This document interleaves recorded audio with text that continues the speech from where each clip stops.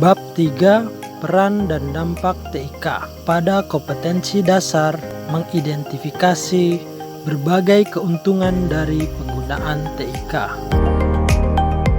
Tujuan pembelajaran yang pertama, mengetahui berbagai macam keuntungan penggunaan perangkat TIK.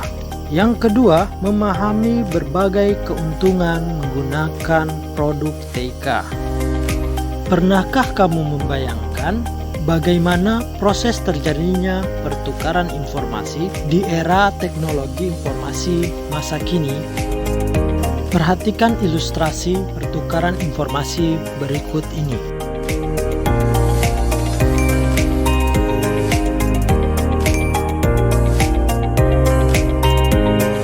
Apa yang terpikirkan setelah melihat tayangan ilustrasi tersebut? Ya, tayangan tersebut merupakan ilustrasi pertukaran informasi yang begitu dinamis dan cepat. Pertukaran informasi terjadi sepanjang waktu, melingkupi berbagai aspek kehidupan di masyarakat. Contoh pemanfaatan teknologi informasi dan komunikasi yang sering kita temui di lingkungan kita. Misalkan browsing untuk mencari materi pembelajaran, chatting bersama teman atau berkomunikasi di grup media sosial, melakukan video call dengan kerabat yang jauh, atau bahkan melakukan belanja online. Dan masih banyak lagi aktivitas positif lain yang dapat kita lakukan berkat adanya perkembangan teknologi informasi dan komunikasi. Berikut ini dampak positif dari adanya kemajuan teknologi informasi dan komunikasi di beberapa bidang. Yang pertama, bidang pemerintahan atau biasa disebut e-government. Ada 3 model pemanfaatan TIK dalam bidang pemerintahan. Yang pertama, Government to Citizen atau disingkat G2C. Government to Citizen adalah penyampaian layanan publik dan informasi satu arah oleh pemerintah ke masyarakat, memungkinkan pertukaran informasi dan komunikasi antara masyarakat dan pemerintah. Contoh website Government to Citizen, website untuk pajak online dengan alamat website http://djponline.pajak.go.id. Yang kedua, website untuk pembuatan paspor dengan alamat website http://dapok.imigrasi.go.id. Yang kedua, Government to Business atau disingkat G2B. Government to Business adalah pemanfaatan TIK untuk melayani kebutuhan dunia usaha. Misalnya pengurusan izin usaha, permintaan data statistik yang dibutuhkan pengusaha, dan sebagainya. Contoh situs Government to Business, situs Kementerian Perindustrian Republik Indonesia dengan alamat website http://kemenperin.go.id. Berikutnya adalah situs Direktorat Jenderal Kekayaan Intelektual Kementerian Hukum dan HAM Republik Indonesia dengan alamat website http://dgip.go.id.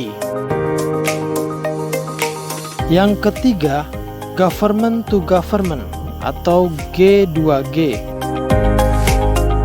Government to Government adalah pemanfaatan TIK untuk melayani kebutuhan lembaga pemerintah lain, departemen lain, pemerintah di atas atau di bawahnya, dan sebagainya.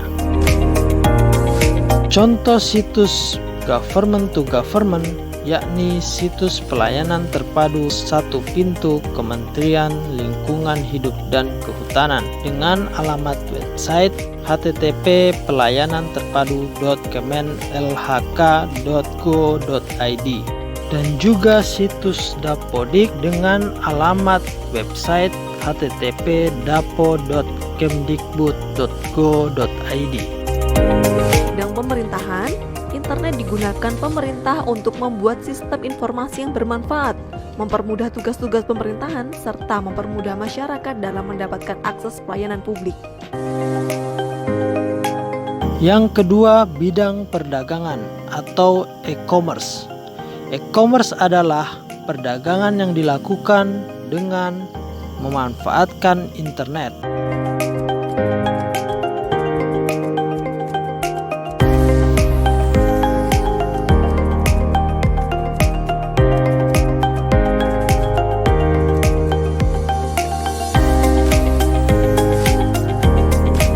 Keuntungan e-commerce yang pertama adalah jangkauan pasar lebih luas. Karena dengan berjualan online, maka memudahkan kita dalam mempromosikan barang tanpa terhambat oleh jarak dan waktu. Kemudian yang berikutnya, biaya operasional cenderung lebih hemat. Hal ini dikarenakan dengan adanya teknologi informasi dan komunikasi, kita tidak perlu pegawai yang terlalu banyak seperti penjualan saat konvensional. Adapun keuntungan e-commerce bagi konsumen lebih hemat biaya dan waktu. Dikarenakan dengan adanya penjualan online, konsumen tidak perlu datang langsung ke toko dan menghabiskan waktu. Keuntungan berikutnya, konsumen menjadi mudah membandingkan harga antar harga toko yang satu dan yang lainnya.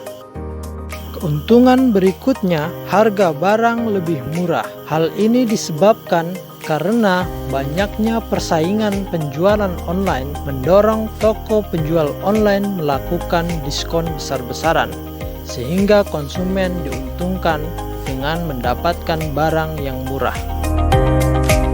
Yang ketiga, dalam bidang militer.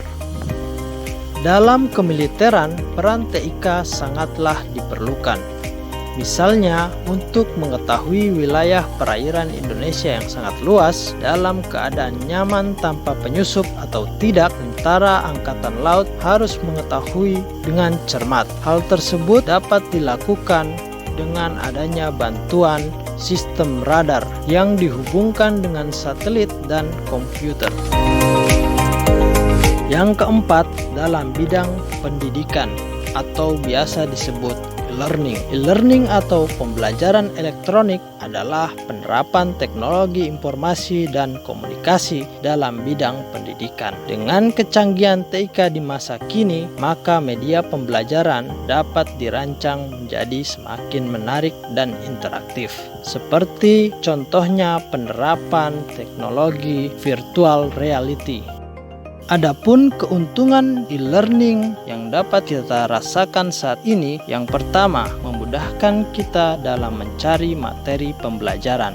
Yang kedua, pembelajaran tidak terbatas oleh ruang dan waktu. Pembelajaran dapat dilakukan kapan dan di mana saja. Contohnya, pembelajaran jarak jauh. Yang ketiga, pembelajaran akan terasa menjadi lebih menarik karena dengan adanya kecanggihan teknologi informasi dan komunikasi, media pembelajaran dapat menjadi bervariatif dan lebih interaktif dan menarik. Yang kelima, dalam bidang kesehatan. Penerapan TIK di bidang kesehatan dapat dibagi menjadi dua kelompok, yaitu peran TIK untuk manajemen kesehatan dan peran TIK untuk pelayanan kesehatan. Penyatuan kelompok pemanfaatan TIK dengan manajemen kesehatan melalui sistem pelaporan terpadu yang mencatat data riwayat penyakit pasien. Dengan adanya sistem tersebut, maka pengambilan keputusan dan alokasi sumber daya kesehatan akan lebih tepat. TIK mampu mendukung layanan kesehatan menjadi lebih efisien. Selain itu, kemajuan TIK juga dapat membantu mengatasi masalah kelangkaan tenaga ahli di daerah yang menerapkan pengobatan jarak jauh.